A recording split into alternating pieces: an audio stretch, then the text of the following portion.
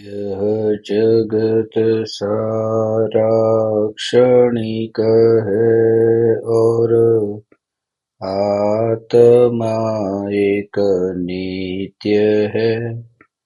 आत्मा का अनुभव बस एकमात्र नित्य है।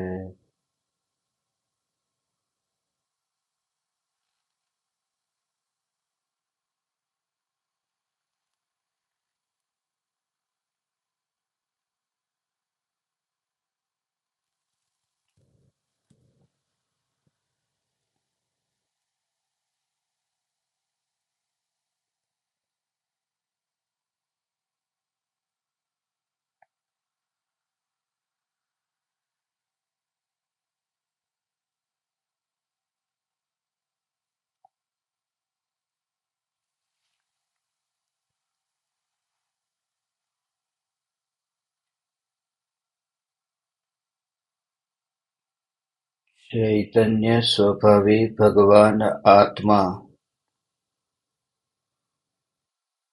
अनादि अनंत शुद्ध चैतन्य मात्र है। ज्ञान मात्र है।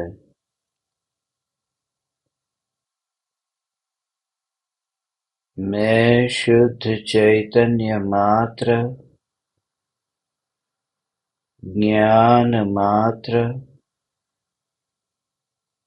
भगवान आत्मा हूँ।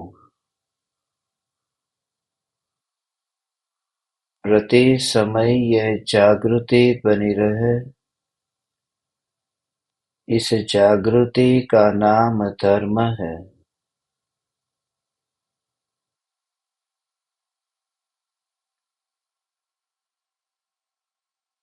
देह की प्रत्येक क्रिया के काल में और विकल्पों के बहते प्रवाह के काल में ज्ञानी को प्रति समय यह जागृति रहती है कि मैं चैतन्य तत्व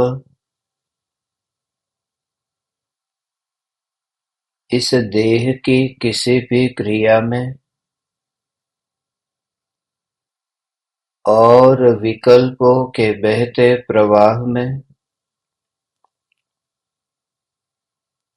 कहीं भी मिला नहीं हूँ। ऐसा शुद्ध चैतन्य तत्व मैं हूँ।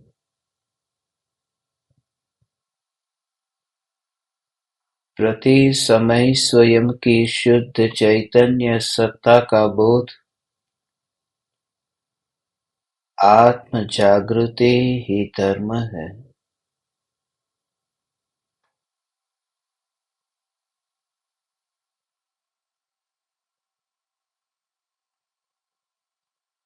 मैं अनादि अनंत चैतन्य सत्ता न देह में प्रविष्ट होती हूँ न देह के विकल्प में।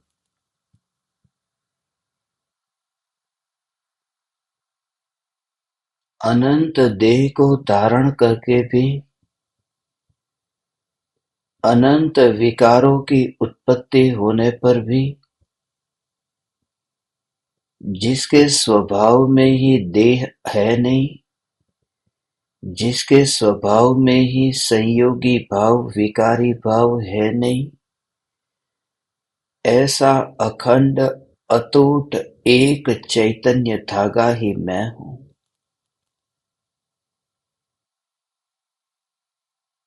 सिर्फ मोतियों के विकल्प में ही उलझते मत रहना। मोती तरह तरह के हैं, रंग बेरंगी है, मगर मोतियों के पीछे जो धागा है वह धागा अखंड है। वह धागा अदृश्य है। अदृश्य भी उसके लिए है जो मोतियों को देखने में मस्त है जब मोती बीच में न दिखाई दे तो उन्हें वह धागा भी स्पष्ट प्रत्यक्ष दिखाई देता है। त्रिकाली ध्रुव भगवान आत्मा अव्यक्त है। इसका अर्थ यह नहीं कि वह प्रत्यक्ष नहीं है। अव्यक्त होने पर भी वह दृष्टि में तो प्रत्यक्ष दिखाई देता है अव्यक्त, क्योंकि पर्याय में वह रूपांतरित नहीं हो जाता, पर्याय में वह परिणमित नहीं हो जाता। पर्याय में परिणमित न होने पर भी बिना किसी इंद्रियों के, बिना किसी मन के विकल्पों के वह प्रत्यक्ष दिखाई देता है। यहाँ नहीं आता, बस इस अपेक्षा से ही उसे अव्यक्त कहा। जो उछलती तरंग है वह तरंग तो व्यक्त है, मगर सागर अव्यक्त है।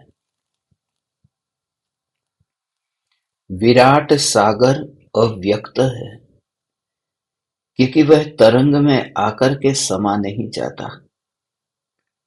उस एक समय की लहर में पूरा सागर आ नहीं जाता, मगर जब सागर में डुबकी लगती है तब मैं तरंग में डूबा हूं ये विकल्प नहीं आता। तब तो यह जागृति है कि मैं सागर में ही गया, ये डुबकी सागर में लगी। ऐसे ही चैतन्य परमात्मा जब पर्याय व्यक्त होती है, ये जानना जानना जानना व्यक्त होता है। इस व्यक्त ज्ञान में ही डुबकी लगने पर व्यक्त ज्ञान है, उसमें डुबकी नहीं लगती। व्यक्त ज्ञान में ही स्पर्शना होते ही, डुबकी लगते ही अव्यक्त ज्ञायक की स्पर्शना होती है। वहां ये कल्पना में ये विचार ही नहीं आता, वहां स्वभाव मुख्य है। वह स्वभाव मुख्य है, उसकी विशेषता पर जोर नहीं है। वह जो अनुभूति है, अनुभूति में एक समय की जो विशेषता है, उस विशेषता पर जोर नहीं है। जैसे आग को छुआ तो छूते ही गर्म का अनुभव हुआ। वह जो गर्म का अनुभव हुआ है वह विशिष्ट जो आग है। उस समय ये विचार नहीं आया कि ये रसोई घर की आग है या फिर ये पूजा का जलता हुआ दिया है। कोई विकल्प नहीं आया। जैसे ही छुआ कि जो अग्नि का, उष्णता का जो अनुभव हुआ है, उस उष्णता के अनुभव में, वह विशिष्ट अनुभूति में भी वह अग्नि मात्र का ही अनुभव होता है। वह जो उसे वेदना और पीड़ा हुई है, वह उसकी पीड़ा नहीं है कि यह आग मुझे क्यों छू गई। गर्म का अनुभव हुआ। सारी सभी अग्नियों को तो छूने नहीं गया, सारे जग की सब अग्नि को छूने नहीं गया। छुआ है इसी अग्नि को, मगर उसमें भेद की कल्पना नहीं की और सिर्फ स्पर्शना। उसमें ही आग की स्पर्शना है, उसमें ही उसकी वेदना है। जो एक समय का व्यक्त अंश है, ये जो जानना है, उस जानने को छोड़ना मत। उस जानने को पर्याय समझ करके उसके प्रति द्वेष मत करना। कभी ज्ञान का अनुभव हो ही न सकेगा यदि ज्ञान की पर्याय का विरोध किया तो। विरोध नहीं करना है। ज्ञान जिसे जानता है उसे जानने दो। ज्ञान की पर्याय को उतनी ढीली छोड़ो। ज्ञान को बांधो मत कि यह ज्ञान इसे ही जाने, इसे न जाने। ज्ञान को मुक्त रूप से विचरण करने दो। उसका मूल कारण यह भी है क्योंकि तुम जितना भी ज्ञान को बांधना चाहोगे, ज्ञान बंधता ही नहीं है। ज्ञान को बांधने का कोई उपाय ही नहीं है। ज्ञान तो चलता ही रहता है, धारा चलती रहती है। जानना जानना जानना, ये रुक नहीं सकता। आंख को बंद कर दो तो कान से, कान को बंद कर दो तो मन से किसी न किसी प्रकार से वह जानना तो चलता ही रहेगा। यह जो ज्ञान का जानना है वह रुकता नहीं है। निगूढ़ की अवस्था में नहीं रुका तो यहाँ क्या रुकेगा। एकेंद्रिय पर्याय में यह ज्ञान का प्रवाह रुका नहीं। बिल्कुल ही देह ये पांचों इंद्रियों को प्रधानता दिए बिना इस जानने को प्रधानता दे।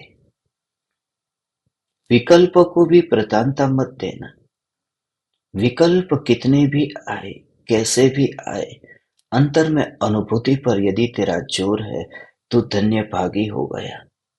यही तो तेरा अपूर्व पुरुषार्थ है कि सारे संयोगों से और संयोगी भावों से इस प्रकार से नाता टूटा है कि उसे प्रधानता देना ही बंद कर दिया।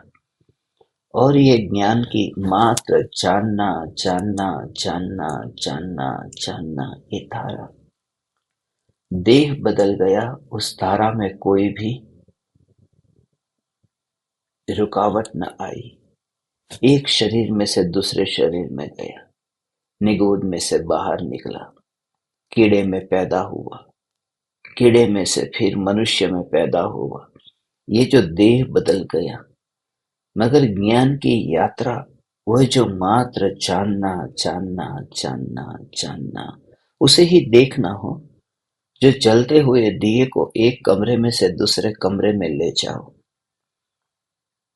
उन पदार्थों को यदि तुम देखोगे, इस कमरे का पदार्थ, फिर दूसरे कमरे का पदार्थ, फिर तीसरे कमरे का पदार्थ, तो उसमें पदार्थ अलग अलग नए नए प्रकाशित होते हैं। मगर मात्र तुम ये देखो कि ज्योति का जलना तो सदा हो रहा है। ज्योति बीच में बुझी नहीं है, मात्र ज्योति को ही देखना। ऐसे ही ये ज्ञान, जिसका मात्र जानना जानना जानना जानना ये हो रहा। इस प्रयोग से ही ज्ञेयों का विरोध मटता है। सबसे पहले तो ज्ञेयों के प्रति ये जो विरोध है, ये विरोध ही तो ज्ञान का अस्वीकार है। यह ज्ञेय क्यों है, ये ज्ञेय ज्ञान में जानने में क्यों आया है। ज्ञेयों का विरोध क्योंकि आग्रह लेकर के ज्ञेयों को जानने चाहते हैं। किसी मंदिर में चले गए और देखा कि श्रृंगार वाली मूर्ति है, तुरंत ही विरोध हुआ, क्योंकि अपेक्षा थी कि अंदर तो नग्न दिगंबर भगवान होंगे, और जाकर के देखा तो कपड़े वाले हैं, चक्षु वाले हैं, फूल वाले हैं। ये विरोध हो गया, क्योंकि पूर्व धारणा थी कि इस प्रकार का अंदर होना चाहिए। मैं आप परमात्माओं से ये कहता हूं कि किसी भी प्रकार की धारणा बांधे बिना ज्ञान को सहज ही जानने रूप जो परिणमित होता है, उसे होने दो।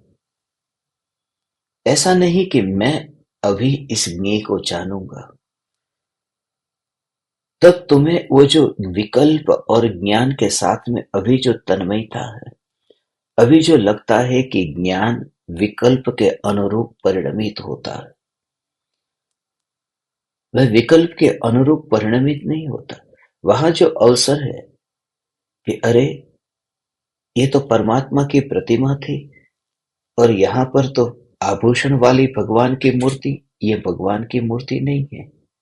भगवान की मूर्ति तो वितराग होती है।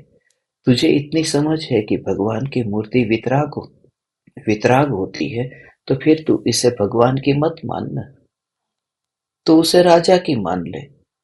मगर तेरी जो धारणा जो बंधी है, उस धारणा के अनुरूप तू वहां पर ज्ञेयों में परिवर्तन लाना चाहता है। कोई व्यक्ति मुनि नहीं है और स्वयं को मुनि बता रहा है। मुनि नहीं है, तू जानता है, और वह मुनि नहीं है ये दिखा रहा है, ये भी झूठ है, ये जानता है। ये जानता है, मगर उस ज्ञान का विरोध क्यों करता है। तो थोड़ी देर में ही पाएगा कि अंदर में इतनी शांति का अनुभव हो रहा है, क्योंकि जो दुख का अनुभव था वह क्या था, ज्ञेयों का विरोध था। अपनी धारणा को लेकर के, अपने आग्रह को लेकर के ज्ञेयों को जानना चाहा था। ज्ञेयों को इतना मुक्त देख और ज्ञान को ही प्रधानता दे, ज्ञान को इतनी प्रधानता दे, उसका हिसाब लेकर के न जा। दर्पण को हाथ में लेकर के तो निकला है, चिट्ठी में लिख करके मत निकल कि इस दर्पण में आज इतने इतने पदार्थ प्रतिबिंबित होंगे। ये चिट्ठी में लिख करके फिर तू निकलता है, फिर तू घर से बाहर निकला और जो जो पदार्थ तेरी चिट्ठी में लिखे हैं वे दर्पण में प्रतिबिंबित हुए। तूने राइट किया, रॉन्ग किया, टिक लगाता गया उसमें। राइट रॉन्ग की टिक लगाते लगाते पूरा दिन बीत गया। तू वापिस आया, इतना दुखी होकर के आया। अवसर था तेरे पास में वह कि जो भी पदार्थ दर्पण में प्रतिबिंबित हो, मैं उस दर्पण में एकत्व की, दर्पण की स्वच्छता की, स्पर्शना की उस अनुभूति को न छोड़ू भगवान। हे चैतन्य परमात्मा, इस प्रकार से तू देहातीत अनुभव करता है। तू देह को प्रधानता नहीं देता। देह को प्रधानता नहीं देने का अर्थ ये नहीं है कि तू रोटी पेट में नहीं डालता। ये तो मूढ़ भी कर सकते हैं और नौवे ग्रह भी जा सकते हैं। विरोध बिल्कुल मत कर। तू ये समझ, तू उसमें से सुख नहीं लेता, उसमें से दुख भी नहीं लेता। भोजन तेरे पेट में जाता है और तू द्रष्टा रहता है। तो सिर्फ इस जागृति से भरा रहता है कि ज्ञान में उन ज्ञेयों का अभेद हुआ। हुआ ऐसा होता ही नहीं है, ये सिद्धांत है। पर्ची लेकर के निकल मत, धारणा बांध करके ज्ञेयों को जानने के लिए मत जा। किसी भी प्रकार की धारणा को लेकर के जो ज्ञेयों को जानने चाहता है वह अपनी धारणा के कारण ही तो दुखी होता है। तब ऐसी दशा आएगी, रागी होंगे, वितरागी होंगे, शिथिलाचारी होंगे। कोई भी दृश्य तो देखेगा। छठे काल में तो सब मांसाहारी होंगे। छठे काल में तो इतनी भूख लगेगी मां को कि अपने बच्चे को ही जन्म देकर के ही खा जाएगी, क्योंकि भूख इतनी लगी है और खाने को कुछ मिलता नहीं है। वह मां अपने बेटे को ही, बेटी को ही खा जाएगी। इतनी जो क्रूरता, इतने जो निर्दयी परिणाम। मगर तुम्हें लगता है भगवान, मैं अब परमात्माओं को देखता हूं, मैं आप परमात्माओं को यह कहता हूं कि ज्ञेयों को किंचित भी प्रधानता दिए बिना, यहाँ पल भर के लिए तो अच्छा लगेगा कि तूने 2 टाइम का भोजन नहीं किया है, तू तपस्वी हो गया है। मगर निगोद से बाहर निकलना तुझे इसलिए तो नहीं हुआ ना कि तू 2 टाइम का भोजन छोड़ करके यहाँ पर बैठ जा। तो इसलिए तो निगोद में से बाहर नहीं निकला था ना। तो निगोद में से बाहर निकला था क्योंकि निगोद में जो अक्षर के अनंतवा भाग भी जिस ज्ञान में नहीं मिला था, और जो ज्ञान स्वयं ही सर्वज्ञत्व शक्ति संपन्न था, जिसकी पहचान निगोद में नहीं हुई थी, उस पहचान के लिए यह मनुष्य भव मिला है। मनुष्य भव सिर्फ मंदिर में मूर्ति के दर्शन करने के लिए नहीं मिला। मनुष्य का भव सिर्फ एक हाथ से दूसरे हाथ में वहां पर चावल लेकर के चढ़ाना, एक थाली से दूसरी थाली में चावल चढ़ाना, एक हाथ से दूसरे हाथ को जोड़ करके भगवान के सामने मस्तक झुका देना, इसके लिए तो मनुष्य भव नहीं मिला। इसलिए ऐसा अपूर्व पुरुषार्थ हो कि कोई भी ज्ञेय हो, बस विकल्पों से और धारणा से पहचान किए बिना देह से अलग अनुभव कर। इंद्रियों का अनुभव नहीं, ईंधन की ओर जोर ही मत दे, अग्नि को मुख्यता दे।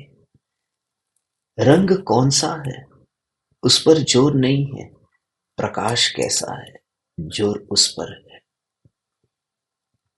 सूर्य है या नहीं है, सूर्य की महिमा है, पदार्थ है या नहीं है, उससे मुझे क्या लेना देना।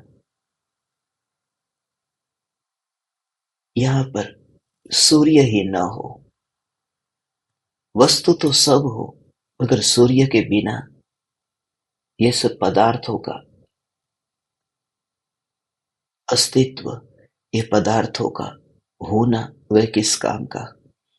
ये चैतन्य सूर्य ही मैं जहां देखता हूं वहां दिखाई देता है, जो नीचे उतरता नहीं है, जो पृथ्वी पर आता नहीं है।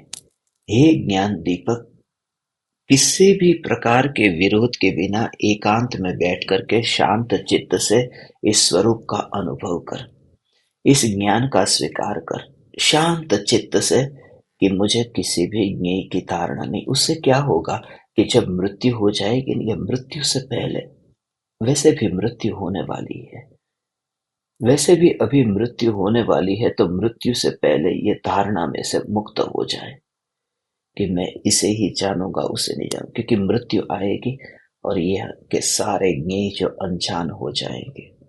फिर वहां नई दुनिया होगी, नया देह होगा, नए संयोग होंगे, वहां के उदय अलग होंगे, वहां के परिणाम अलग होंगे। तो खाली एक प्रकार से ऐसा विचार कर कि यहाँ के देह और यहाँ के देह के संयोग, और फिर वहां एक समय में सब पलट जाना। और वह पलट जाने से पहले ही जिसने ज्ञेयों की आसक्ति को छोड़ दिया, ज्ञेयों की धारणा को छोड़ दिया, बस ज्ञेयों की धारणा को छोड़ दिया, वहां रस नहीं है। कोई भी ज्ञेय ज्ञान में प्रतिबिंबित हो, इतनी सहजता से साधना होती है, ऐसी सहज साधना है। हे चैतन्य परमात्मा, जो भी ज्ञेय ज्ञान में जानने में आते हैं, उसमें विरोध नहीं करता, इसलिए अगले भव में जहां पर भी मैं रहूंगा वहां पर भी विरोध नहीं होगा। और उससे तो ऐसा होगा कि अगला भव, ये भव भी फिर गिरने लगेगा, क्योंकि तू देह में नहीं रहता है, तू ज्ञान में वास करता है। ज्ञान ही जीवन, बस ज्ञान ही जीवन। अभी जैसे तुझे लगता है कि थोड़ी देर के लिए यहाँ नाक बंद हो जाए और मुंह बंद हो जाए, तू सांस न ले सके, उस समय तुझे कैसा लगे कि अभी मर जाऊंगा, मेरी जिंदगी का क्या, क्योंकि सांसें ही नहीं चल रही है। ऐसे ही तुझे लगे कि ये नहीं, वह जो जानना जानना जानना, ये सांसों की तरह ही मेरा जीवन है। देह का जीवन तो सांसों से है, मेरा जीवन जानने जानने से है। देह में तो सांसें आती है, बाहर जाती है, और ये जानना न तो भीतर आता है न बाहर जाता है, ये सहज धारा प्रवाह से बहता है, जिसमें आना और जाना ऐसा भेद नहीं है, यहाँ प्रवाह बह रहा है। इसी प्रकार से जो अनुभव करता है, वह देह होने पर देहातीत होता है, वह शरीर में नहीं रहता है, वह संयोगों में नहीं रहता। हे चैतन्य परमात्मा, अपना तत्व उसे अलग कर दे, अपना तत्व अलग कर दे, बस वो अपना ही अपना है, अपना ही अपना है, और इसके अलावा अपना कुछ नहीं। ज्ञान को अपने में देख ले, अलग कर ले। 2 दिन पहले ही मेरी किससे बात चल रही थी, एक कोई कह रहा था कि एक बूढ़ी महिला चप्पल खरीदने के लिए दुकान पर गई थी। दुकानदार को कहा कि चप्पल दिखाओ मेरी साइज के। कितने चप्पल दिखाए, एक जोड़ी, दूसरी जोड़ी, करीब करीब 100 जोड़ी चप्पल दिखाए। एक भी चप्पल उसके साइज का न मिला। फिर दुकानदार ने एक चप्पल की जोड़ी दिखाई, वो उनको सेट हो गई।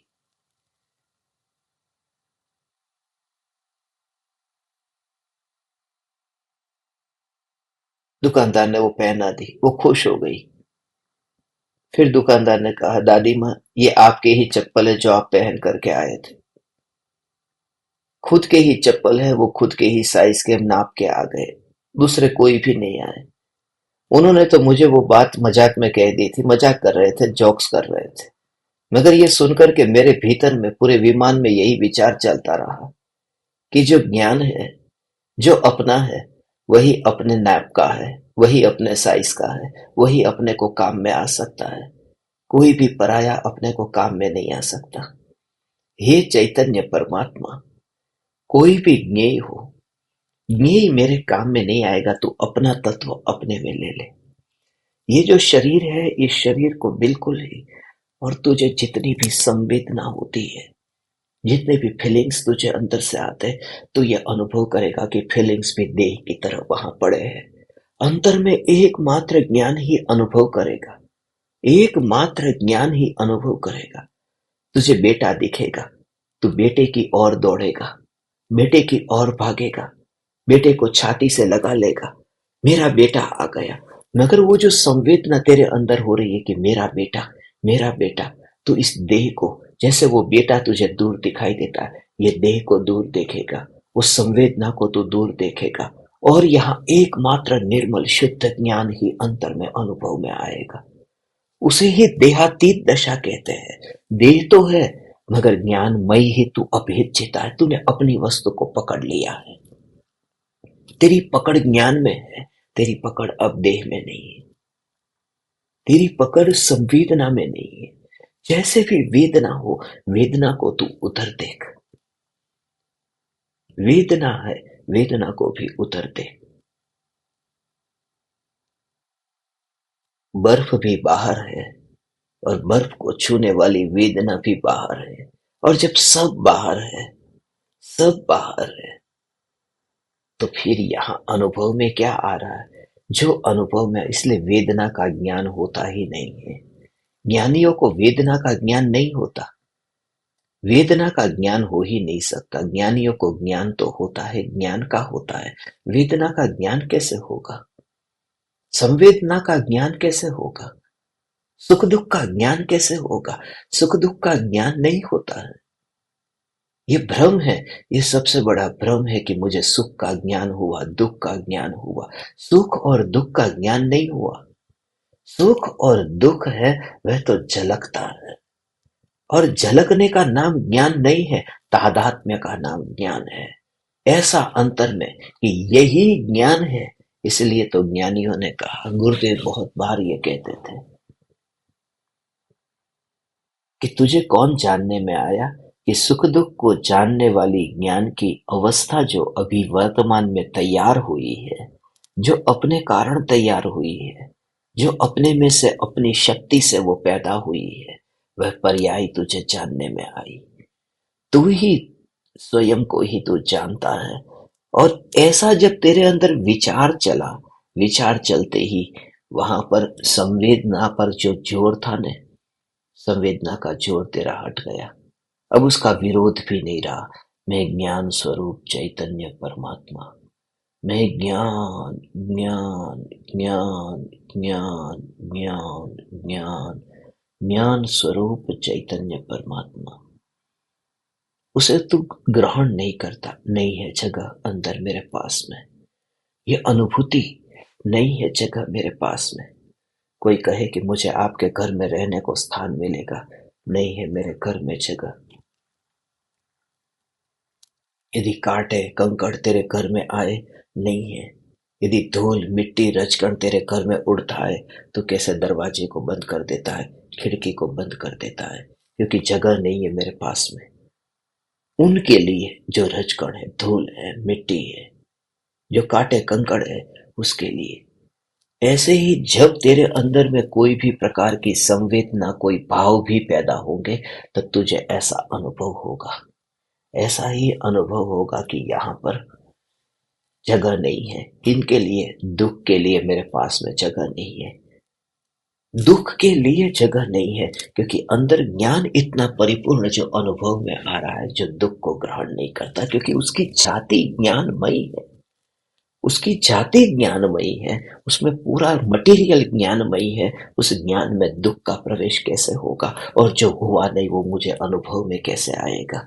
पूरा जोर ला हे चैतन्य परमात्मा, ऐसा ज्ञान का जोर ला, ऐसा ज्ञान का जोर ला। तेरा अनंत दुख ऐसे ही तो छूटेगा। अनंत दुख जो छूटेगा ऐसे ही छूटेगा। अरे मैंने निगोद में दुख भोगा, अरे मैंने कीड़े मकोड़े में दुख भोगा, अरे मैंने ये भोगा। कुछ भी नहीं भोगा। कौन सा दुख भोगने गया तू? तेरे तेरे घर में जगह थी, आज तक तेरे घर में जगह थी। तेरा घर, तेरे तिजोरी इतनी भरी हुई है, तेरी तिजोरी इतनी भरी हुई है, तेरी तिजोरी इतनी रत्न से भरी हुई है, तो कांच के टुकड़े को अंदर रखने के लिए जगह तेरे पास में कहाँ थी? ये कल्पना जो है, ये कल्पना ही संसार, और कुछ भी नहीं, सिर्फ कल्पना है। मगर कल्पना तो है न। हाँ कल्पना है, कल्पना भी वस्तु का स्वरूप है। कल्पना कल्पना नहीं है, कल्पना भी सत्य है। इस वजह से ज्ञानियों ने कहा संसार भी सत्य है, क्योंकि कल्पना भी कल्पना की दृष्टि से सत्य है। कल्पना भी कल्पना है, ऐसा नहीं है कि है ही नहीं, कल्पना है। स्वप्न तो स्वप्न है न। स्वप्न सच नहीं होता, मगर स्वप्न स्वप्न के रूप में तो सच है। एक समय की पर्याय वह त्रिकाली नहीं है, मगर एक समय की पर्याय वह है तो न। ऐसा ध्रुव चैतन्य परमात्मा में हूं। हे ज्ञान दीपक, इसी प्रकार से तू यदि ज्ञान को ही प्रधानता देता है, तो देह की अवस्था कैसे भी हो, उस देह की अवस्था में तो नहीं। ऐसी ज्ञान की अनुभूति, चैतन्य चैतन्य चैतन्य चैतन्य चैतन्य की अनुभूति, फिर अवस्था बदलेगी, देह की अवस्था बदलेगी, तो भी अब फर्क नहीं पड़ा। एक ही धारा,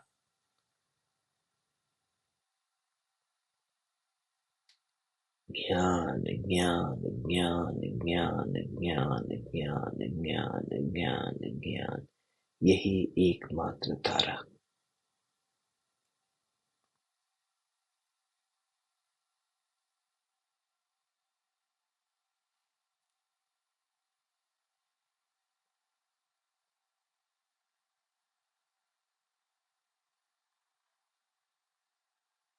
ऐसी अलग स्वतंत्रता।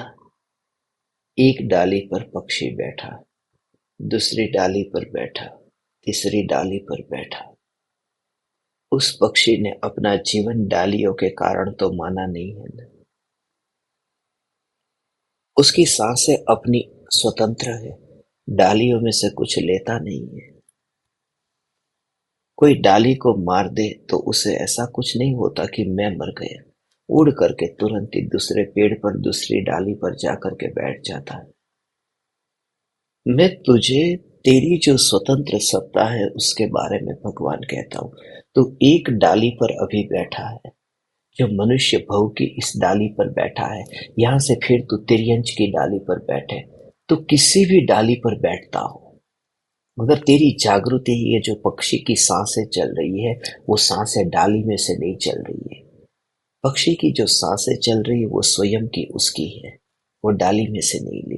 ये जो जानना जानना जानना चल रहा है, ये देह की डाली पर बैठा हुआ पक्षी तो है, मगर वहां से कुछ लेता नहीं है, उस डाली को कुछ देता नहीं है। ये मेरा स्वतंत्र जीवन है। मुनिवर राम सिंह, देह की समस्त अवस्थाओं से अलग ऐसा जो मात्र ज्ञान स्वरूप चैतन्य परमात्मा है, उस परमात्मा में एकत्व करने की प्रेरणा देते हैं कि तू देह की किसी भी अवस्था को, बालक की अवस्था हो, युवान की अवस्था हो, वृद्ध की अवस्था हो, तो इन अवस्थाओं को अपना स्वरूप न मान। पेड़ कितना छोटा है, बड़ा है, उससे मुझे क्या। पक्षी, बस मैं पक्षी हूं, मैं अभी यहाँ हूं, बाद में कहूं। पिंजड़े के आकार से और पिंजड़े के रूप रंग से या पिंजड़े के भेदों से मुझे क्या। शुरुआत में ऐसा लगेगा कि मैं पिंजड़े में हूं, इसलिए पिंजड़े से फर्क पड़ता है। जब तू अपने को ज्ञान स्वरूप मुक्त देखेगा, तो फिर पिंजड़े का फर्क नहीं पड़ेगा भगवान। फिर तो पिंजड़े में नहीं है जब तो ज्ञान को बंधा हुआ नहीं देखता। शेर पिंजरे में है, कहीं जा नहीं सकता है, अपना विचरण उसका रुक जाता है, वो बंध गया है। यदि मैं चैतन्य शेर, मैं चैतन्य परमात्मा यदि इस पिंजरे में होता तो फिर उस शेर की भांति मेरा विचरण कैसे होता। ये विचरण हो रहा है न, ये जानना जानना जानना जानना हो रहा है। कहाँ बांधा ही है इस देह ने मुझको, ये देह मुझे बांधता कहाँ है।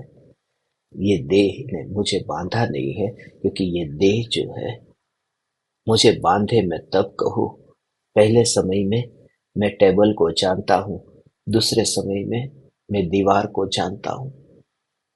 ये दीवार को जो मैं जानता हूँ, फिर नए वस्तु को, तो यहाँ पर ही देखना, यहाँ पर अपने में देखना, ये जानना फिर जानना। इसमें नया नया तो कुछ हुआ। पहले एक पर्याय थी जानने की, फिर दूसरी पर्याय जानने की। पहले जो था वह दूसरे में नहीं रहा, वो दूसरे में नहीं रहा, उसका भी तुझे पता चलता है, क्योंकि पूर्व का स्मरण भी ताजा है।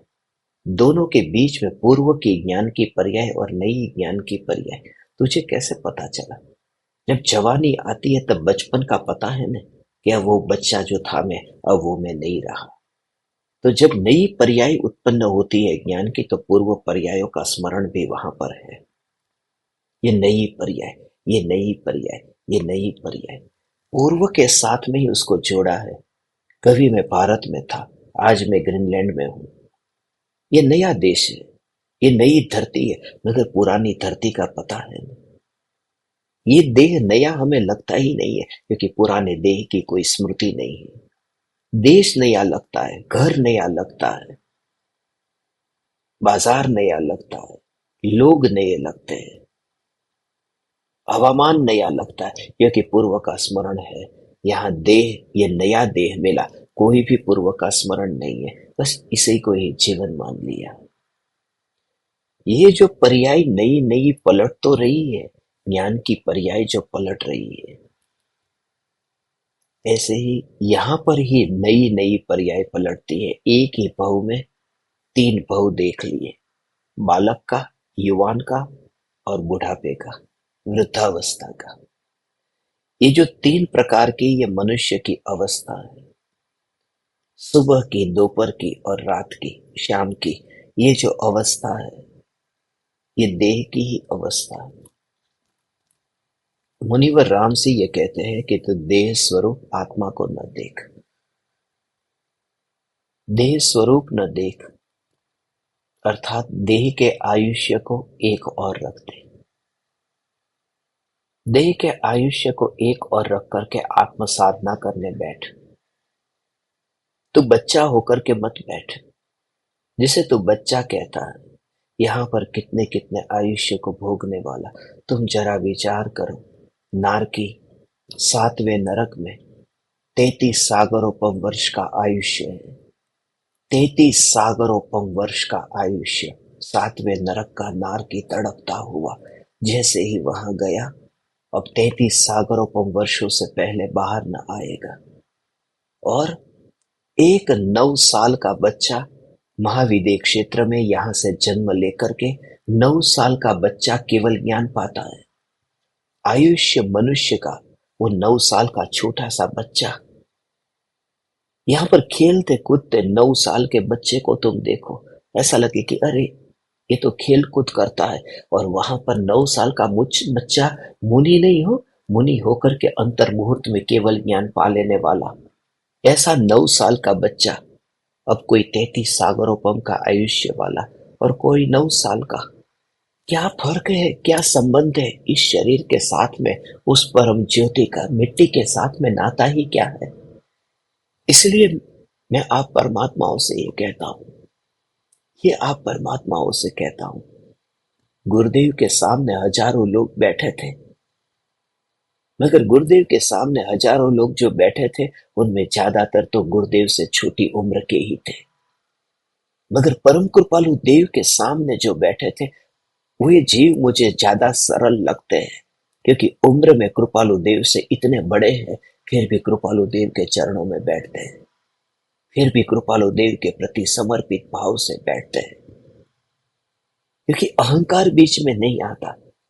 आयुष्य, मैं बड़ा हूं उम्र में तुझसे, 1 साल का फासला हो तो भी जीवन भर, 1 साल तो क्या, 2 जुड़वा भाई हो ना, और 5 मिनट पहले कोई पैदा हुआ हो, कोई 5 मिनट बाद में पैदा हुआ हो, तो भी जिंदगी भर ये बोझ रहता है, जिंदगी भर ये अहंकार, मैं तेरे से बड़ा भाई हूं, और उसको कि मैं छोटा भाई हूं। ये जो छोटे बड़े की भावना जो देह के साथ में इतनी तन्मय होकर के पड़ी हुई है, ये चैतन्य परमात्मा उस मिट्टी को अब तू देखना बंद कर दे, मिट्टी को देखना बंद कर दे, सब भेदों से मुक्त होकर के ये देह को एक और ही रख। इसलिए मैं आप परमात्माओं से ये कहता हूं, आप परमात्माओं से कहता हूं, इतनी बड़ी उम्र के होकर के भी इतनी सरलता आप परमात्मा में है। और जो भी आज तक मैंने आपको कहा कि मैं आपका गुरु नहीं हूं, मैं तो बच्चा हूं, वह भी एक औपचारिकता कि मैं बच्चा हूं। सच कहूं तो कभी बच्चा हूं यह भाव भी अंदर में स्वीकार नहीं हो पाता। आपका गुरु तो हो ही नहीं, गुरु तो हो ही नहीं, मैं बच्चा भी नहीं हूं। मैंने सिर्फ इतना देखा है कि ये जलती हुई ज्योति के पास में ये जलती हुई ज्योति है, बस। ये चैतन्य परमात्मा, इस जलती हुई ज्योति से ज्योति प्रकाशित हो रही है, और ज्योति बच्चा नहीं होती, ज्योति जवान नहीं होती, ज्योति बूढ़ी नहीं होती, ज्योति मात्र ज्योति होती है, ज्योति मात्र ज्योति होती है। मैंने इस प्रकार से ही आपकी जलती हुई ज्योति को देखा, और ये ज्योति कभी न बुझने वाली है। हे चैतन्य परमात्मा, हे ज्ञान दीपक, तू देह नहीं है। मुनिवर राम सी के पाहुर दोहा के इस गहरे दोहे को समझो, इतना आनंद आएगा, इतना आनंद आएगा कि मैं ज्योति हुई ही नहीं, मैं देह हुई ही नहीं, मैं ज्योति मात्र हूं, मैं मिट्टी हुई ही नहीं, मिट्टी की अवस्था, मिट्टी का आकार। कोई दिया है 1 साल पुराना, कोई दिया है 2 साल पुराना। अभी तो दीपावली आ रही है ना, आप सब अपने अपने घर पर दिए प्रगटाएंगे, दिए जलाएंगे, दरवाजे पर दिए रखेंगे। कुछ दिए होंगे 2 साल पहले खरीदे होंगे, कुछ दिए होंगे 4 साल पहले खरीदे होंगे, कुछ फूट गए हो, टूट गए हो और कम पड़ गए, तो इस साल थोड़े नए लेकर के आ जाना। कोड़िया, दीवा थोड़ा नया लेके आ जाना, और घर के बाहर जब तुम रखना वहां पर, और जब तुम उस दिए को जलता हुआ तुम रखो, और जब तुम जलता हुआ रखो, कोई अनजान व्यक्ति आए, तो अनजान व्यक्ति उस दिए को जब देखे, उसके अंदर में ये विकल्प भी नहीं आता कि कौन सी मिट्टी के दिए को तुम कौन सी साल, कितनी साल पहले लाए थे, कौन सा दिया आज का है, कौन सा दिया 2 साल पुराना है, कौन सा दिया 4 साल पुराना है। यही दिखाई देता है कि अरे सब में ज्योति टिमटिमाती है, ज्योति ही ज्योति जल रही है। जब ज्योति जलती है तो मिट्टी की ओर ध्यान नहीं जाता, मिट्टी के दिए की ओर तो ध्यान तब जाता है जब तक ज्योति नहीं जलती। जलती हुई ज्योति हो, जब सम्राट बैठा हो, तो चपरासी की ओर ध्यान किसका जाएगा? चपरासी की ओर ध्यान तो उसका जाता था जब तक सम्राट नहीं आता था। हम भी ऑफिसों में किसी से मिलने जाते हैं, पियून भी बैठा है, पियून को देखते रहते, मगर जैसे ही कोई सेठ आ जाए, कोई साहब आ जाए, फिर उस पियून को देखते नहीं, उसकी ओर तो ध्यान तब तक जाता था जब तक कुछ ऐसा नहीं मिला था जिसकी ओर ध्यान जाए। यही तो कारण है, यही तो कारण है कि बदबू वाले, दुर्गंध वाले ऐसे मुनि के ऊपर भी स्त्री फिदा हो जाती है, जीवन समर्पित कर देती है। पुरुष ऐसे मुनि पर जीवन समर्पित कर देता है। जिस स्त्री को स्नान किया हुआ पति ही अच्छा लगता था, जिस पुरुष को स्नान की हुई पत्नी ही अच्छी लगती थी, वे पति पत्नी स्नान व्रत के धारी, दुर्गंधमयी जिनका देह है, ऐसे मुनि के दीवाने क्यों हो गए? क्योंकि जब सम्राट उतरता है तब फिर ये देह ये शुद्र दिखाई नहीं देता। जब ब्राह्मण का दर्शन हो जाता है तो हे चैतन्य परमात्मा, तुम मिट्टी के दिए नहीं हो। तुम्हारा जो आयुष्य है वो आयुष्य, वो ज्योति का आयुष्य वह तुम्हारा है। वह तो बिना ज्योति का दिया हो सकता है, और यहाँ पर जो ज्योति है वो सदा बिना दिए की ही रही है, क्योंकि ज्योति ज्योति में ही रही है। सदा काल ये जागृति का अभ्यास कर। मुनिवर राम से के इस दोहे को पढ़ करके फिर मैं देह की 3 अवस्थाओं के बारे में कहता हूं।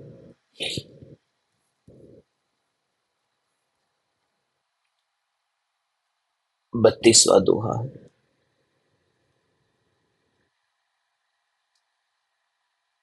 तरुणौ बुढ़ऊ बालू, अहुम सुरऊ पंडित दीवु, खवणऊ वंदऊ सेवड़ऊ, एहऊ चिंती मसऊ। मैं तरुण हूँ, बूढ़ा हूँ, बालक हूँ, दिव्य पंडित हूँ, क्षपणक अर्थात दिगंबर हूँ, वंदक या श्वेतांबर हूँ। ऐसा कुछ भी चिंतन तो मत कर।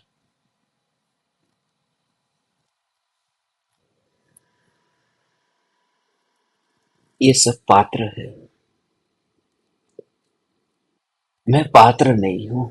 ये पात्र के सब अलग अलग रूप है, और पात्र बदलने में देर नहीं लगती। रामलीला खेली जाती है, रामायण खेली जाती है। कभी राम है जो व्यक्ति, वह कभी रावण बन जाता है। जो रावण है वह कभी राम बन जाता है। पात्र बदल जाते हैं।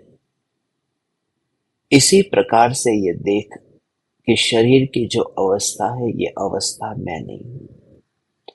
तभी तो तीर्थंकर परमात्मा मां के गर्भ में 9 महीने रहते हैं। उस समय भी उनके अंतर में चैतन्य चैतन्य चैतन्य के ज्ञान की धारा रहती है। देह उल्टा लटका हो, देह उल्टा लटका हो, मगर ज्ञान उल्टा नहीं लटका। ज्ञान उल्टा नहीं लटका है, वहां मात्र जानना है। क्यों मालूम है? क्योंकि देह को हमने इस प्रकार से देखा है कि पैर जमीन पर होते हैं और सिर ऊपर होता है। जब उल्टे हो गए, शीर्षासन हो गया कि अरे ये देह उल्टा हो गया। शक्कर के जो दाने हैं वो सीधे और उल्टे नहीं होते। गुड़ जो है वह सीधा और उल्टा नहीं होता। लड्डू जो होता है वह सीधा और उल्टा नहीं होता। वहां तो सिर्फ इतना है कि बस मिठास से भरपूर।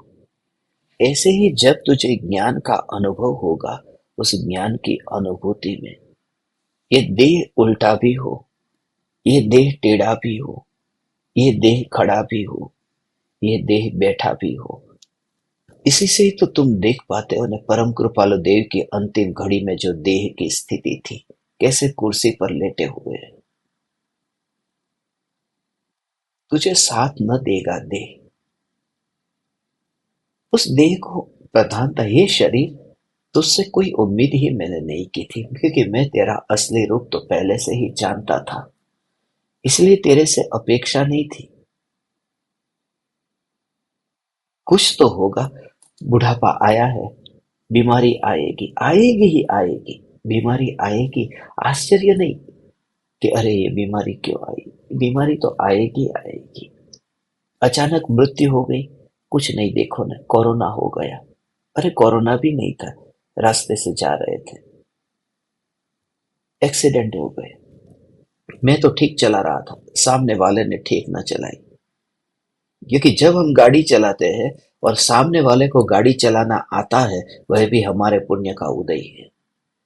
खुद को गाड़ी चलाना आता है नहीं, सामने वाले को भी गाड़ी चलाना आता है। वो हमारी किस्मत है। मेरी तो कोई भूल ही नहीं थी, और सामने वाले ने क्या कर दिया। पल भर में क्या से क्या हो जाता है, और मृत्यु हो गई। मृत्यु हो गई।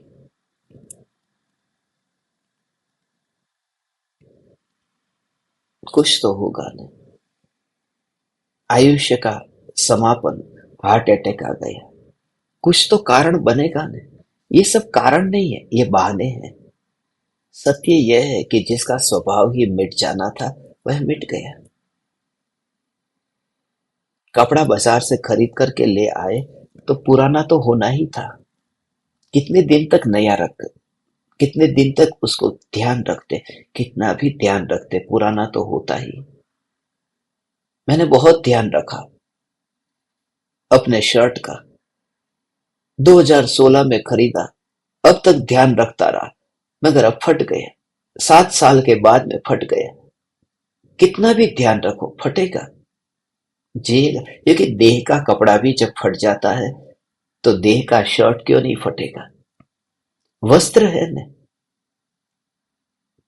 जब शर्ट फट गया, तो मैं देह को देख रहा था कि शरीर जो है, शर्ट के फटने से शरीर तो नहीं फट गया, शरीर पर तो खरोच भी नहीं आई। शर्ट फट गया, शरीर पर खरोच भी नहीं आई। ऐसे ही अंतर में जागृति कि ये देह तो टूटता है, कटता है, फटता है, मगर ज्ञान नहीं फटता। अंदर कुछ और ऐसा है जो देह के टूटने पर, देह के कटने पर, देह के फटने पर भी नहीं फटता। वही ज्ञान स्वरूप में हूं।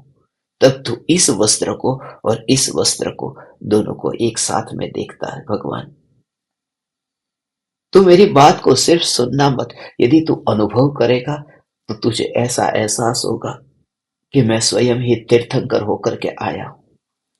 फिर से कहता हूं, तू भी तीर्थंकर है। मैं कोई तीर्थंकर पद के लिए, पूजा कराना या मूर्ति बनाने के लिए नहीं कहता। मैं जो चैतन्य की पुकार तुझे, जो मेरे हृदय के अंतःकरण से करता हूं, उसके बल पर मैं तुझे कहता हूं कि तू बच्चा समझ करके मुझे मत सुनना कि मैं बच्चा हूं। मैं तेरे से उम्र में कम हूं। ये एक अनजान एक पुकार है। कभी कभी इंडिकेशन आता है, मालूम है, रास्ते से चलते समय मैं कहाँ जाऊं, चलने में इधर चला जाता हूं। कौन आ गया और कह गया? कोई आ गया, एक अनजान आवाज आ गई और कह गई कि सावधान, सावधान। दूसरे लोग जो ज्ञान दीपक नहीं है, वो यदि कहेंगे तो मुझे कोई दुख न लगेगा, मुझे कुछ भी न होगा, कोई फर्क नहीं पड़ेगा। जो कहे कि अरे मृत्यु आ गई और हमको तो पहले से आपने बताया ही नहीं था, तुम्हारे पास में तो वह बहाना भी नहीं है। कितनी बार तुम्हें बता दिया है, जगा दिया है कि देह के परिवर्तन के काल में भी तेरे अंतर में परिपूर्ण ज्ञान का अनुभव तू ऐसा करना, रंच मात्र भी विरोध किए बिना कि न मैं बालक था, न मैं युवान हूं, न मैं वृद्ध हूं। ये पूरी अवस्था ही मैंने। ये फैक्ट्री में जो कपड़ा तैयार हुआ है, वो फैक्ट्री भी मेरी नहीं है। फैक्ट्री के अंदर कपड़ा तैयार हुआ, उस कपड़े को खरीदने के लिए पैसे भी मेरे पास में नहीं है। मैं कैसे कपड़े को खरीदूं? थोड़ी तो ईमानदारी रख, थोड़ी तो प्रामाणिकता रख। तेरे पास में रुपये नहीं है और तू कपड़ा खरीदने निकला। ज्ञान के पास में शक्ति कहाँ है कि परमाणु को ग्रहण करे, और तू मान बैठा कि यह शरीर मेरा, मैंने इसे धारण किया। मैं बालक, मैं युवान, मैं वृद्ध, मैंने ग्रहण ही नहीं किया। कहाँ शरीर को मैंने धारण किया है? शरीर पड़ा। तू एक बार शरीर को मुर्दा देख ले, एक बार ऐसा मुर्दा देख ले।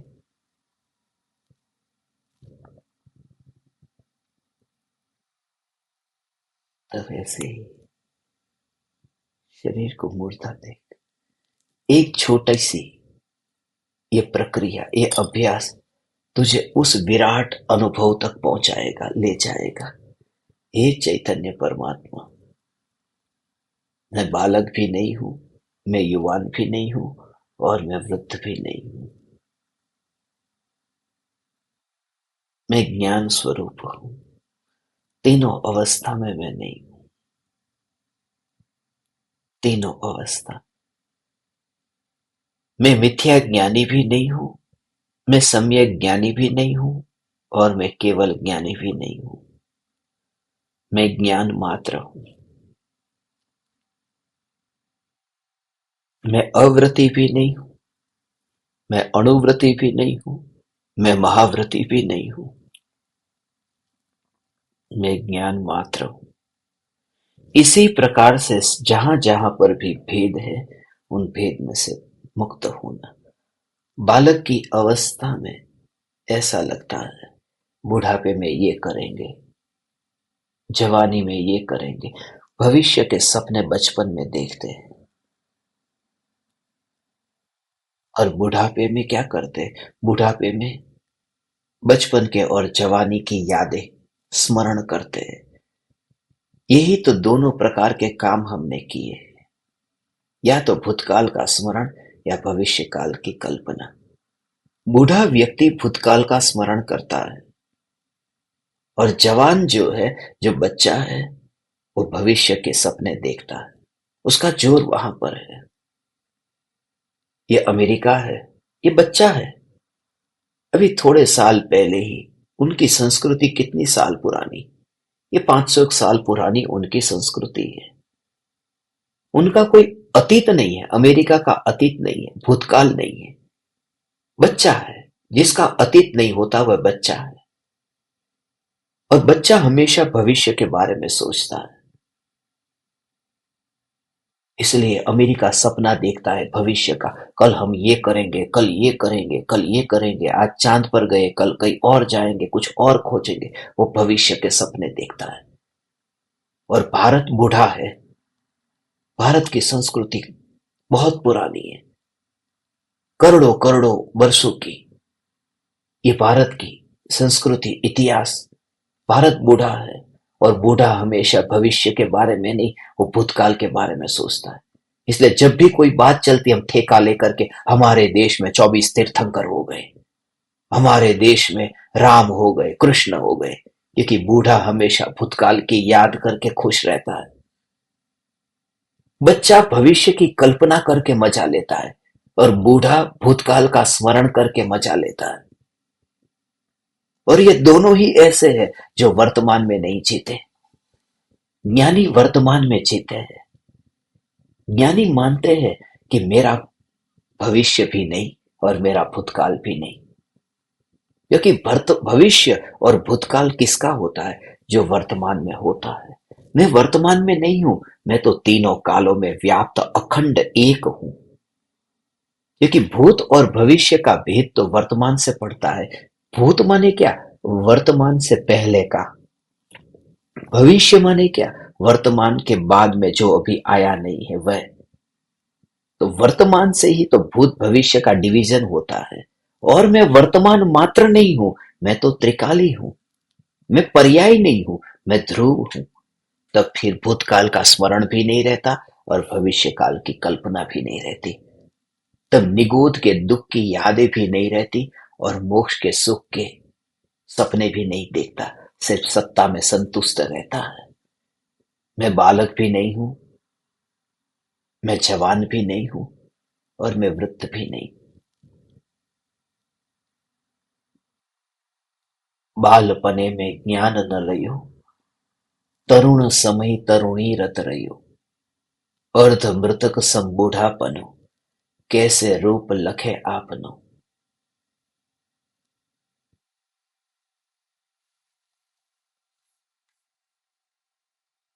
ऐसा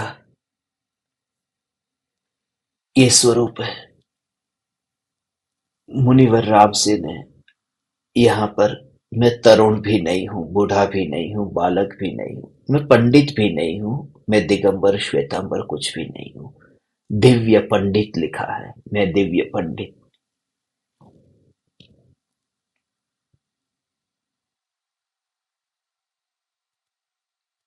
जिसके पास में सभी सवाल के जवाब तैयार है, रेडीमेड है। ये दिव्य पंडित है, वो मैं नहीं हूं। जो किसी को भी हरा सकता है वह दिव्य पंडित है, मगर हराने के भाव से वह खुद ही हार जाता है। वह दुनिया नहीं देख पाती और वह खुद भी नहीं देख पाता।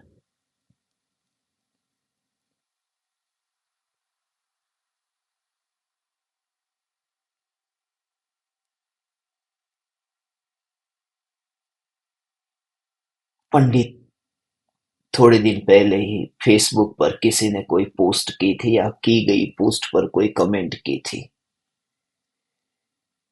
ये एक नोएडा के ज्ञान दीपक है। उन्होंने उस कमेंट में सामने वाले व्यक्ति को, उसने तो कितने कितने तर्क दिए थे, और उन्होंने क्या किया?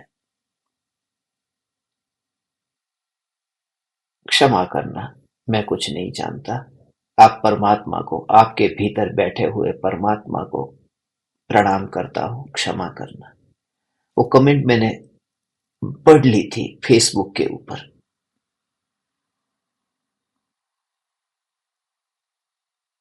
मुझे उस समय ऐसा लगा कि इस ज्ञान दीपक ने मेरे अंतर के भावों को हृदय से समझा है। वो तर्क करके जीतने न गया, वो तर्क करके उसको हराने न गया। उसने इतनी सरलता से, इतनी प्रेम की भाषा में, इतनी, सच कहता हूं, उस समय उसने जीत पा ली। भले ही कोई तर्क पेश नहीं करता है, मगर फिर भी जीत जाता है। किसके बल पर? किसके बल पर? इसी के बल पर,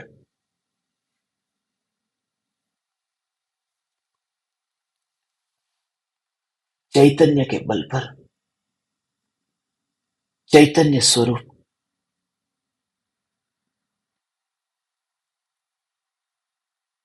मैं किसी के सामने जीतना भी नहीं चाहता, हारना भी नहीं चाहता।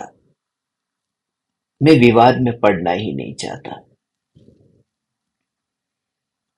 इसलिए हे ज्ञान दीपक, यहां पर जितने भी लोग बैठे हुए हैं, इनमें से ज्यादातर सभी लोग ऐसे हैं जो पंडितों की सभा में जाकर के आए हुए हैं। बड़ी बड़ी सभा भर के बैठे हुए हैं।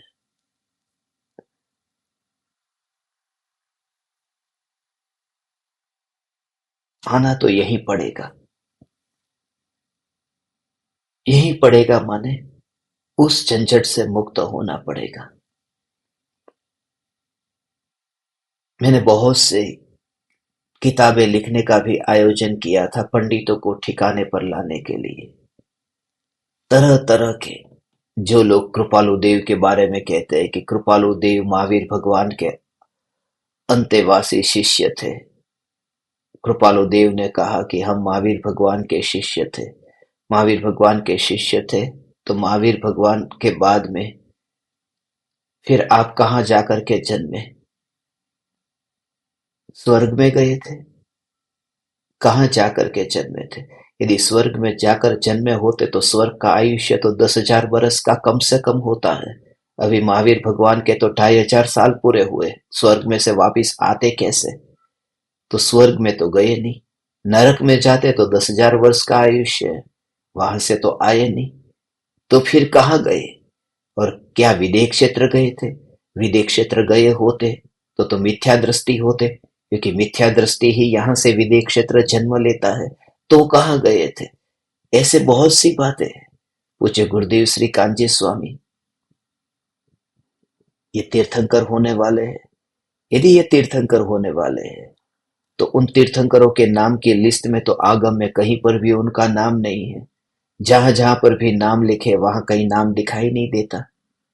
उनके नाम भी जिस तरह से कहे गए कि विदेह क्षेत्र में वहां लाभू भाई थे, विदेह क्षेत्र में वहां पर बहन श्री बेन लाभू भाई, देवा भाई, शांता बेन थे। ये सब जो जाति स्मरण ज्ञान में जो जो नाम बताए, भाई का, बहन का, ये सब जो फतेहमंद कुमार, ये राजकुमार, ये जितने भी नाम बताए गए, ये गुजराती नाम है, लाभू भाई, देवा भाई। ये तो गुजराती नाम है। विदेश क्षेत्र में भी गुजराती लोग होंगे, विदेश क्षेत्र में भी गुजराती चलती होगी, विदेश क्षेत्र में भी भाई बहन तो होंगे। वहां पर ब्रदर सिस्टर नहीं होंगे, भाई भाई होगा। कभी कभी मेरी समझ में यह नहीं आता है। गुजरात से बाहर निकलो तो भाई के बदले में जी लग जाता है। कभी कभी फिर तुम यूपी में जाओ तो भाई के बदले में भैया हो जाता है। और यदि तुम कहीं और चले जाओ, यहाँ तो थोड़े दूर जाओ तो भाई निकल जाता है। और विदेश क्षेत्र में लाभ भाई और देवा भाई, वे भाई वहां पर भी पहुंच जाते हैं। हम अपने ज्ञान में जो जानते हैं वो वही जानते हैं जो हमारी सीमा के अंदर होता है। मैं किसी के बारे में कुछ कहना नहीं चाहता। मैं तो वाद विवाद भी करना नहीं चाहता। मैं तो ये सिर्फ कहना चाहता हूं कि यदि ऐसी व्यर्थ की जंजाल में तुम फंसे तो प्रयोजनभूत काम है वो छूट जाता है। तर्क है, मेरे पास में ऐसे तर्क है कि झूठा भी सिद्ध करके दिखाए कि बेन श्रीबेन का जाति स्मरण ज्ञान बिल्कुल झूठा था। मेरे पास में ये भी तर्क है कि बेन श्रीबेन का जाति स्मरण ज्ञान 100% सच्चा था। सच्चा था, झूठा नहीं था। मगर तर्क से मैं तुम्हें जिता भी सकता हूँ, हरा भी सकता हूँ। मैं खुद भी जीत सकता हूँ, हार भी सकता हूँ। मगर पाना उनमें से कहीं पर भी नहीं होगा। और हम सब ज्ञान दीपक मिलकर के इस सत्य को पाने के लिए निकले हैं। हमें उस झंझट में कहीं नहीं पड़ना। तुरंत ही उस माहौल से निकल जाना। यदि तुम ऐसे प्रकार के व्हाट्सएप के ग्रुप में हो तो उस ग्रुप को भी छोड़ देना। ऐसा कोई व्यक्ति तुम्हारी फेसबुक की फ्रेंड लिस्ट में है, उसे निकाल देना। झंझट में पड़ना ही नहीं। मैं तो वही काम करता हूँ, फेसबुक उसकी कमेंट को डिलीट करो। कोई भी बुरी कमेंट करेगा, खराब लिखेगा गुरुदेव के बारे में, कमेंट को डिलीट करो। उस व्यक्ति को ब्लॉक करो, अनफ्रेंड कर दो, बस। और ज्यादा से ज्यादा गड़बड़ करता है तो रिपोर्ट करो फेसबुक को। मगर ज्यादा कुछ भी करने की जरूरत नहीं है। बस मुझे उनके विकल्पों में फंसना नहीं है। मैं पंडित नहीं हूं, बस। एक भी ज्ञान दीपक पंडित होने की कोशिश नहीं करेगा। हमें पंडित का कारखाना नहीं खोलना है। मैं पंडित के कारखाने में जाकर आया हूं। मैं पंडित का कारखाना खोलना नहीं चाहता। मैं शास्त्र का ज्ञानी शास्त्रज्ञ किसी को बनाना नहीं चाहता। मेरी भावना है कि तुमने जितने भी शास्त्र अब तक के पढ़े हैं, अब उसको भी छोड़ करके उस ज्ञान को पढ़ो। उसको एक और रहने दो। कब तक उसे ही फिर दोहराते रहोगे? प्रयोग कब करोगे? जहां जाते हो वहां शास्त्र लेकर के निकल जाते हो। शास्त्र का विरोधी नहीं हूं, मगर मरते दम तक शास्त्र को ही पढ़ता रहूंगा या फिर उसका प्रयोग करके आत्मा को भी पढ़ूंगा। शास्त्र का विरोधी होता तो इतना सात समंदर पार ऐसे बर्फ के अंदर आकर के काहे को बैठता। शास्त्र का विरोधी नहीं हूं, यहाँ के लोगों को पहुंचाने के लिए, उनसे मिलने के लिए, उन्हें ये शास्त्र देने के लिए शास्त्र का विरोधी नहीं हूं। मगर शास्त्र जो हमें मिले हैं, कब तक उन शास्त्रों के पन्ने को ही पलटेंगे? अब समय आया है नहीं पलटने वाले चैतन्य स्वरूप को हम देखें।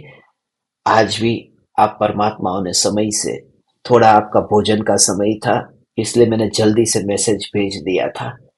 अब ऐसा करूंगा, कल भी कुछ ऐसा दोपहर के टाइम पे होने की संभावना है, पक्का नहीं है। दोपहर का तैयारी में रहना, खाना थोड़ा जल्दी खा लेना, बाद में खा लेना। कल भी दोपहर हो सकती है आपके वहां की। तो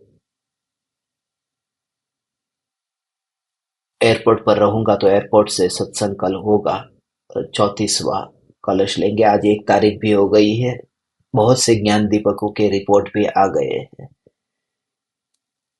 और जिन्होंने व्हाट्सएप से भेजे हैं वो सब मैंने डिलीट कर दिए हैं। व्हाट्सएप वाले किसी के भी रिपोर्ट नहीं रखे हैं, खाली ईमेल से जो भेजेंगे उनके ही रिपोर्ट यहाँ पर है। इसके लिए जिन्होंने व्हाट्सएप से भेजे वो ईमेल से ही भेजे, और जिन्होंने नहीं भेजे वो सब भेज देना। अभी 5 दिन का समय है, उसके बाद में अपन एक मीटिंग भी रखेंगे। यहाँ 32वें दोहे में, सभी भेदों से मुक्त, दिगंबर और श्वेतांबर के भेदों से मुक्त मैं ज्ञायक देव हूँ। जब मैं ये बात करता हूँ ना, थोड़े दिन पहले ही एक दिगंबर मंदिर में हमारा कार्यक्रम होने वाला था, मगर कैंसिल हो गया क्योंकि उन्हें चाहिए था मैं संप्रदाय की बात करूं, उन्हें चाहिए था मैं भेद की बात करूं, मैं दिगंबर का ठेका लेकर के बोलूं। मगर मैं बोलने वाला था चैतन्य परमात्मा पर। मुझे न दिगंबर को लेना था, न श्वेतांबर को लेना था। मैं सारी पृथ्वी के सभी लोगों से कहता हूं, तुम मुझे अपने अपने मंदिरों में से, गिरजाघरों में से, चर्च में से, उपाश्रय में से, देरासरों में से, मंदिरों में से, कहीं से भी तुम बाहर करना चाहो कर देना, मगर जीवन के अंत तक मैं यही पुकार करूंगा चैतन्य की, यही स्वरूप की। मैं निष्पक्ष होकर के किसी संप्रदाय का गुलाम हुए बिना सत्य की बात करूंगा। जिन्हें सुननी है वह विरला सुनेगा, क्योंकि मैंने ये देखा है, एक संप्रदाय के अंदर में तुम घुसो ने, फिर वहां पर विरोधी पैदा हो जाते हैं, वहां पर फिर इतने तरह तरह के राग, फिर सत्य की निरूपणा तुम नहीं कर पाते, फिर डर लगता है। मुझे ये लोग अभी मंदिर में से निकाल देंगे तो मैं यदि ये कहूंगा कि परम कृपालु देव ने कहा है कि जाति और वेश का भेद ये धर्म नहीं है, ये भेद की कल्पना, ये कहां से उठा के लेके आए? उनको कल्पना चाहिए, उनको जाति वेश के भेद चाहिए। स्मशान में बैठ करके साधना करना भला है। जहां जाति और संप्रदाय का भेद हो, ऐसी कोठरी से मुक्त होने में भलाई है। और हमेशा तुम भी ऐसे ही दीवाने होकर के रहना। जहां पर भी तुम्हें लगे कि यहां संप्रदाय है, तुरंत ही उठ जाना उस जगह से, क्योंकि संप्रदाय में सत्य पर्दा डाल करके खड़ा रहता है, फिर वो सत्य दर्शन नहीं दे पाता।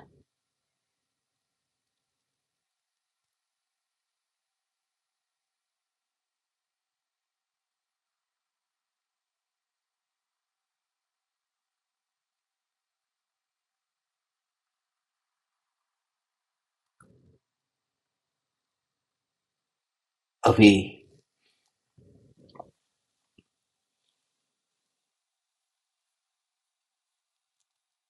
ये 32वां दोहा हुआ। आज 2 मिनट में अंत में प्रयोग की बात कर दूं। जो शुरुआत में मैंने आपसे कहा, धारणा लेकर के ज्ञेयों को जानने का प्रयास न करके सहज रूप से ज्ञान का स्वीकार।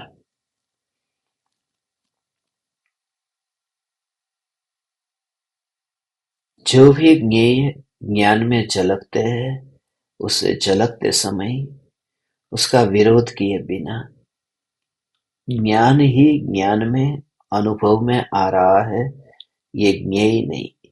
मेरे घर में कांटे कंकड़ के लिए जगह ही नहीं है।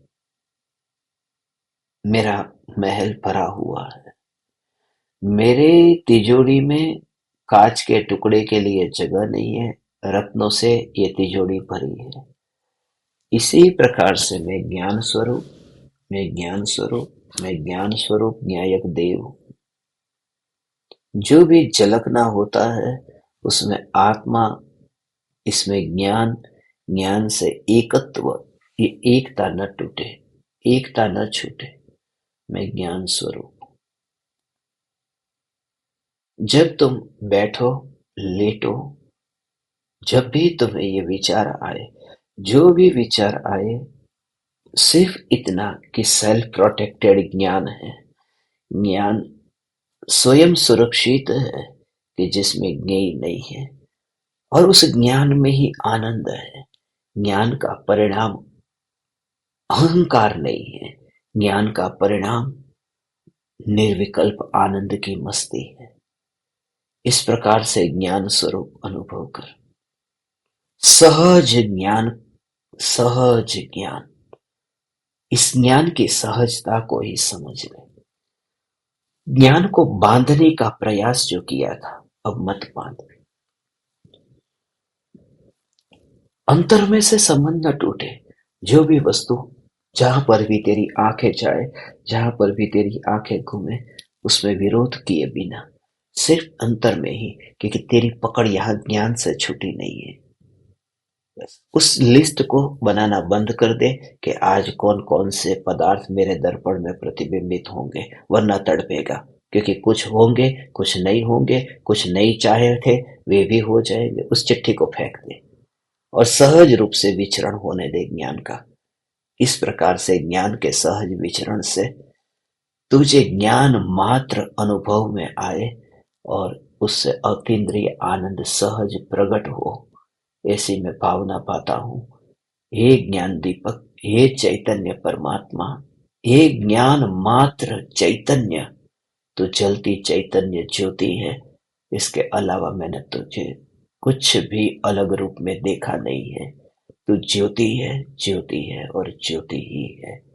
चैतन्य ज्योति मात्र न्यायक देव।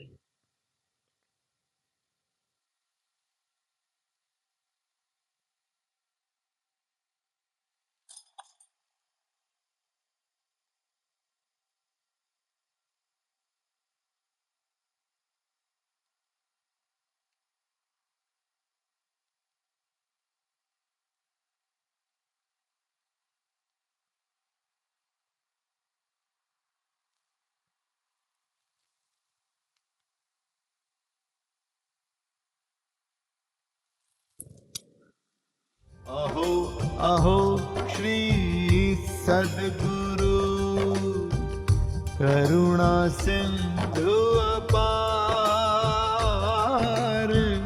इस पामर पर प्रभु किया अहो अहो उपकार, अहो अहो उपकार। देह सहित जिनकी दशा, वरते देहातीत, उन ज्ञानी के चरण